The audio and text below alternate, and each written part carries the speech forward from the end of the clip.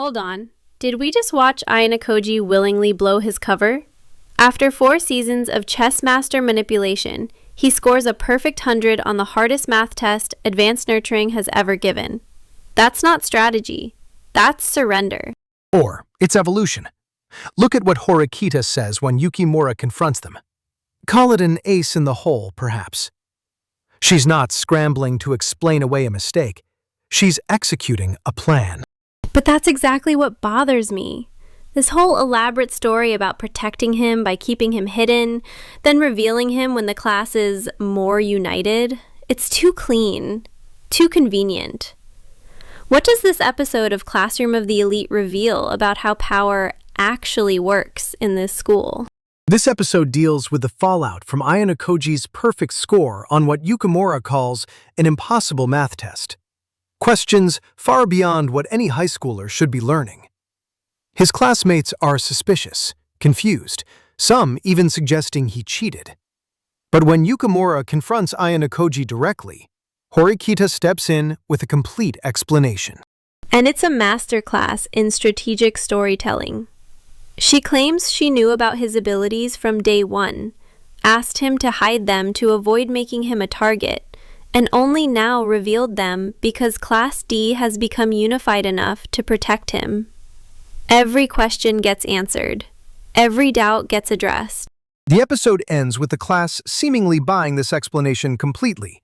Hirata even praises the strategic thinking, how keeping Ayano Koji's abilities unknown makes him impossible for other classes to counter. Which is where I get stuck. Because that level of acceptance feels orchestrated. Like we're watching the construction of a myth, not the revelation of truth. We're examining how this episode uses the perfect score revelation to explore the difference between genuine trust and manufactured consent, and what that says about who's really controlling Class D's narrative. Because there's a question underneath all of Horikita's explanations that nobody in that room asks. If Ayano Koji was this capable all along, what else has he been orchestrating that they don't know about? 3 moments anchor this episode's exploration of truth versus narrative. First, when Yukimura demands an explanation and won't accept vague answers, he wants specifics about how someone gets a perfect score on an impossible test. Then, Horikita's intervention, where she takes over the entire explanation with this detailed backstory about strategic concealment. And finally, the class's complete acceptance of this explanation, with Hirata even expanding on the tactical advantages. What's striking is how Horikita frames the timeline. She claims they discussed his abilities when they first sat next to each other, that she made the strategic decision to hide him, and that she chose this moment for revelation because the class is now strong enough to protect him. But there's also Yukimura's initial response. He's not just curious, he's almost betrayed. His scores have been average across the board since he arrived here. There's this sense that academic excellence was something he thought he understood about their class dynamics. And watch how the room changes when Horikita starts talking. The suspicious questions stop. The doubt evaporates. Everyone starts nodding along with this strategic narrative. Let's dig into what's actually happening in that explanation scene, because I think we're watching something more complex than strategic revelation. When Horikita says, "I asked him to hold back," she's not just explaining the past, she's rewriting it. But is that rewriting, or is it clarification? Because think about what we've seen across 4 seasons. Ayano Koji has consistently operated from the shadows, making moves that benefit the class while staying invisible. That's one read. But look at how perfectly her explanation addresses every possible doubt. Yukimura asks why hide abilities that could have helped from day one. She has an answer about making him a target. He asks why reveal now. She has an answer about class unity and protection. But convenient doesn't mean false. The school operates on information warfare. Remember how Sakayanagi targeted him during the class vote test? Exactly like Horikita predicted. Hold on though. Let's examine who benefits from this narrative. Ayano Koji gets to maintain his mystique while gaining public recognition for his abilities. Horikita gets credit for masterful long-term planning. The class gets a sense of having a secret weapon they can finally acknowledge. Everyone wins. Except maybe the truth. I'd push back on that cynicism. Watch Hirata's response when he grasps the strategic implications. They won't know how to deal with someone whose stats they don't fully know. That's genuine tactical thinking, not manufactured consent. But that's exactly what worries me. Look at how quickly everyone moves from suspicion to acceptance to excitement about the tactical advantages. There's no processing period. When emotional relief drives acceptance, Horikita's confidence in that scene becomes crucial. She's not scrambling or deflecting. She's presenting a coherent strategic framework.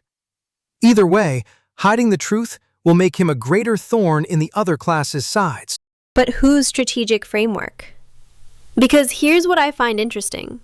Ayano Koji barely speaks during this entire explanation. Horikita constructs this elaborate narrative about their partnership, and he just lets her. That passivity is the point. If he jumped in to defend or explain, it would suggest desperation. By letting Horikita handle the explanation, he maintains the air of someone who doesn't need to justify himself. なんか不正して答えを事前に知ったとかさ。待てよ。綾野浩二が不正した証拠なんてどこにもないだろう。本人がいないところで決めつけんな。なんだよケン。お前綾野コーチの味方するつもりかよ。別にそんなんじゃねえ。まだ実力で満点取った可能性の方が高いんじゃねえかって思って。The pivotal moment comes when Horikita says, I decided to reveal his ability and raise up our class baseline. Not we decided or he agreed. I decided. She's claiming authorship of a decision that fundamentally changes how the class views their capabilities. And that's where the episode reveals something crucial about power dynamics in Class D. Because if Horikita is telling the truth, then she's been the strategic mastermind all along, with Ayano Koji as her concealed weapon. Then she's doing exactly what the school trains them to do, manipulating information to create advantage. Strategic thinking requires controlling how and when you reveal capabilities. But look at what happens to agency in her version of events. Ayano Koji becomes a tool that was strategically deployed rather than an independent actor making choices. このタイミングで見せたんだ。この1年間で私たち D クラスの団結力は飛躍し、正しい判断ができるようにもなってきた。今なら誰かに綾野浩二君が狙われたとしても協力し合って守ることができる。だからこそ彼の能力を開示して全体的な底上げを始め。 See how she centers herself in that explanation? I asked him to hold back. I decided to reveal his ability.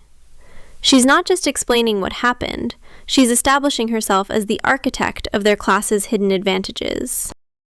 なんだよケン。お前綾野コーチの味方するつもりかよ。別にそんなんじゃねえ。まだ実力で満点取った可能性の方が高いんじゃねえかって思っただけだよ。実力って綾野浩二は OAA じゃ俺より学力低かったんだぜ。だからそれは高円寺みたいに手を抜いてただけってこともあるだろうが。Looking ahead, I think this manufactured consensus is going to crack. By episode 7, we'll see Ayano Koji's actual capabilities extend far beyond what Horikita claimed to know. I'm betting the opposite direction. This revelation is going to unlock something in Class D's dynamics. By episode 8, we'll see them operating with genuine confidence for the first time. But what happens when they realize Horikita's framework doesn't account for the full scope of what Ayano Koji is capable of? That perfect math score isn't the ceiling of his abilities, it's just the first glimpse. This episode crystallizes something essential about how power operates at Advanced Nurturing School. It's not just about individual capabilities, it's about controlling the narrative around those capabilities. Which brings us back to the question of genuine versus manufactured consent. Because even if her explanation is strategically sound, the class is now operating based on a version of truth that serves specific interests. The real test comes next week, when other classes start reacting to this revelation. Will Class D's newfound confidence hold up when their secret weapon becomes a known quantity that everyone else is trying to counter? Thanks for watching. If you enjoyed this deep dive, hit like and subscribe for more anime episode breakdowns like this one.